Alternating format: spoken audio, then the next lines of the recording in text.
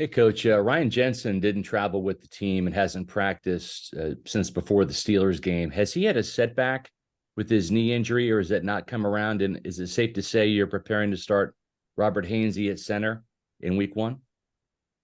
It's status quo right now. We haven't made a decision on the starting center. We'll watch the tape and we'll evaluate it from there. But it was status quo. We didn't think traveling on the plane would be any better for his knee, so we left him home. All right, next we'll go over to Greg Allman. Hey, Todd, hope you're doing well. First, just want to get an update on John Wolford, if I could, in terms of how he's doing after getting carted off last night. He's feeling better. He's moving around, so that's the best we can offer right now. The test came out pretty good, so we'll just see how he recovers. Did he come home with it? Did he come home with the team? Yes, he did. Okay, thank you. And now we'll go over to Jenna Lane. Hey, Coach. Good morning. Thanks for doing this. Regarding Wolford, I know the update on him was a neck injury. Did he sustain any sort of head injury, or is it just a neck injury? Right now, it's a neck injury. We're still evaluating him, but the neck injury is right now. Thank you. We'll go back to Scott Reynolds.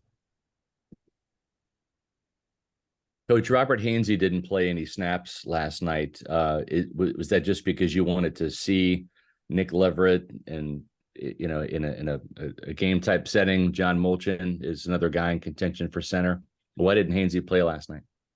He was sore from the Wednesday practice, so we decided to keep him out. We didn't feel like it was a need to put him in there. He got a lot of snaps on that Wednesday's practice and that Thursday. Thank you. We'll go over to Josh Quippo. If any more media have questions, please raise your hand. Hey, Coach. Just can you speak a little bit about what you've seen from Dave Canales now 2 games as a play caller? What have you liked, and what areas do you think maybe he could improve on? Or just put in the offense, so you can always improve. Obviously, it's not the finishing touches yet. He's still getting the feel for some of the players, but I think he does a good job calling it. He has a good job. He does a good job teaching it, and those guys understanding it. And the more situations we see, the better. We see a lot in practice, but it's nothing like game time experience. And I think he's calm under pressure. I don't think he panics. I think the guys feel that, and they trust him and they play hard. So, as the offense gets more and more installed, we'll improve on a lot of things. We're just seeing the bare bones of it right now. All right, now we'll go over to Sarah Walsh. Hey, Todd. I know you touched on this last night, but can you just explain the thought process on how you did the quarterbacks, where it was like it was going to be Kyle and Baker, and then the idea of Baker not playing? And was that something you had in your mind before you went into that, or did the Wolford situation change that? Could you just kind of describe the thinking behind that?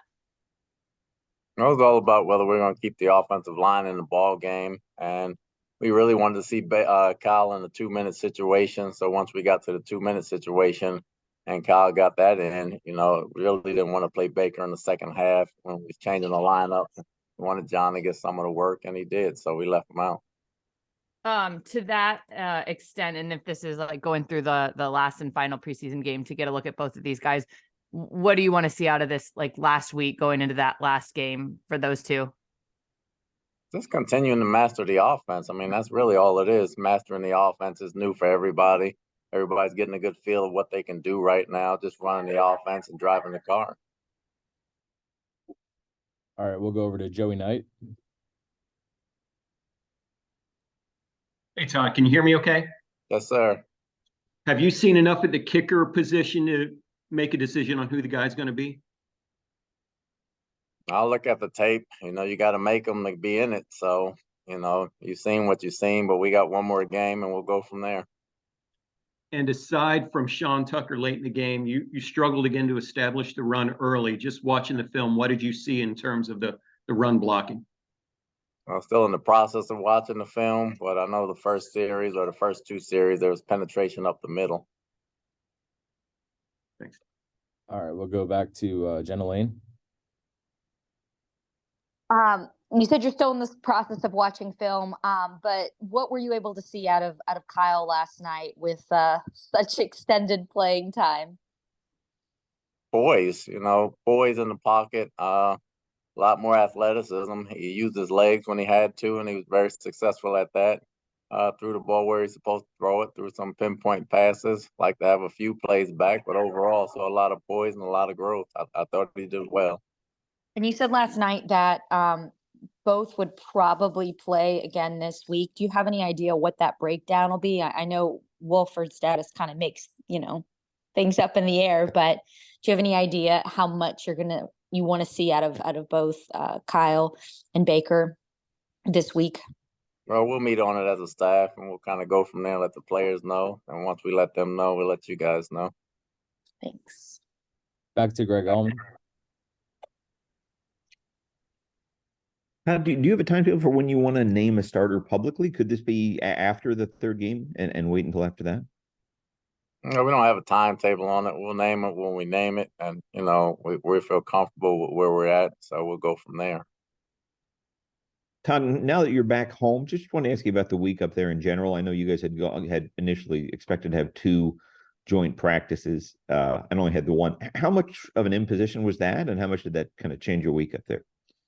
I thought it was actually great for us. You don't get away for training camp anymore like you do in the old days, and spring's not mandatory and everybody's not here. So it was a good culture chemistry trip for us as far as the guys bonding, staying in one place and being around each other all day, every day, and getting some work done. I thought we grew as a team from that. So really, I thought it was very beneficial for us. Thank you. Scott Reynolds. Todd, is the plans to start Baker Mayfield in the game on Saturday? We'll meet as a staff, and we'll let you guys know who's playing, how they're playing, when we're playing, once we meet on it. And with John Wolford's injury, I'm certainly assuming he's not going to be ready to play on Saturday. You don't want to get your quarterbacks hurt, right? I mean, whether it's Trask being the starter or the backup, or the same with Baker Mayfield.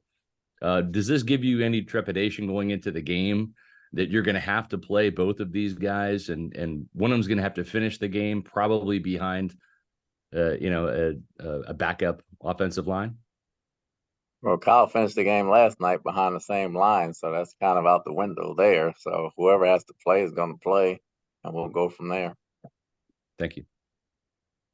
Over to JC Allen. Hey, Todd, with multiple veterans on the team and even, some of the quarterbacks themselves putting the onus on getting those number 1 reps and starting to build that continuity chemistry together. Do you feel like 2 weeks after this preseason game is enough time to give them that time together that they're clamoring for? Well, they've had it all camp, and they've had it all spring, so we don't worry about the continuity part. Everybody's getting plenty of reps together, and 2 weeks will be fine for us. We just need some game time, so everybody's going to play. And then as far as the running back competition, I know Chase Edmonds didn't play. Is he the running back number 2 in that room, or are you guys still sorting that out? Still sorting it out, but he's sore right now too, so he's sitting out right now, so the other guys have an opportunity. Thank you. Back to Jenna Lane. Hey, Coach. Greg touched on this a bit, but the cancellation of that second joint practice with the Jets, when were you made aware of that? What explanation were you given for why it was canceled? How much of a surprise, or was it a surprise to you? It was probably 2 days before that. You got to be ready for sudden change in this league, and explanation is not even necessary. They needed to do some things, and we needed to work on some things. So we chose it as a chance to do some things to work on getting ready for the season. From that aspect, I thought we grew from it, and we got better from it. And they responded Saturday night. So just to clarify, then, it wasn't in response to the type of practice. I understand there were some skirmishes. It wasn't a result of that practice. Not on our end, no. I never made an explanation. I just said they had their reasons and we had ours to go ahead and get some work done. They needed to get some work done. You probably have to ask them that. Thank you so much. Yeah. Back to Scott Reynolds. Coach, you guys reduced the number of penalties last night, and your tackling was improved on defense, yet a much better turnover ratio, 3-0. Which area of those three really pleased you the most in terms of seeing your team progress from preseason game 1 to 2? All three, actually. We want to keep getting turnovers. That gives our offense a chance. Tackling has to improve in preseason. Hopefully it gets better next week. It was better. It still can be even better than that. Always want the turnovers. And we took care of the football, so that's important for us. Thanks, Coach. Back to Josh Quippo. Hey, Coach. You had 2 projected starters on your offensive line start once again in terms of Luke Gedeke and Cody Mauch. I know you probably have to watch the tape a little bit more closely, but just initial thoughts. Seemed like Mauch really held his own very well, and Gedeke had pretty strong matchup in terms of Jermaine Johnson. It looked like he did a fairly good job of holding his own as well. Just on the raw eye, from what I've seen, I thought they fought and battled. I have to see the tape to worry about the technique and everything that they did, but I thought they did a solid job according to the offensive line coaches. Thanks, Coach. All right, and we'll finish up with JC Allen. Hey, Todd. Logan Hall was the only defensive starter that played in that game last night. What did you see out of him, and what have you seen out of him throughout these last couple of weeks? He's really been getting comfortable with the system. Obviously, he's been a lot stouter in the run game, was something he had to learn last year. So this is really his first time starting. So he needs some reps. He needs a lot of reps that way. So he's been starting off the games most of the time. But really I like where he's at. And then D. Delaney, can you just speak on his versatility to start the game at nickel, finish the game at safety, come down with an interception, and just how valuable of a piece he is for you guys in that defensive backfield? He's very valuable because he's versatile. When it comes down to cuts, you need a guy that can play 2 or 3 positions so you can keep somebody else at another position. He's making his presence felt. He's making himself known. He's been doing that all training camp, and we're taking notice. At Duke Energy, we deliver electricity and so much more, like free home energy assessments, rebates for energy-saving improvements, payment options to help you better manage your budget, and even bill credits for helping the community use less energy. So no matter what you're doing, we can help you make better energy choices every day. It's just another way we bring power to your life. How much can you save?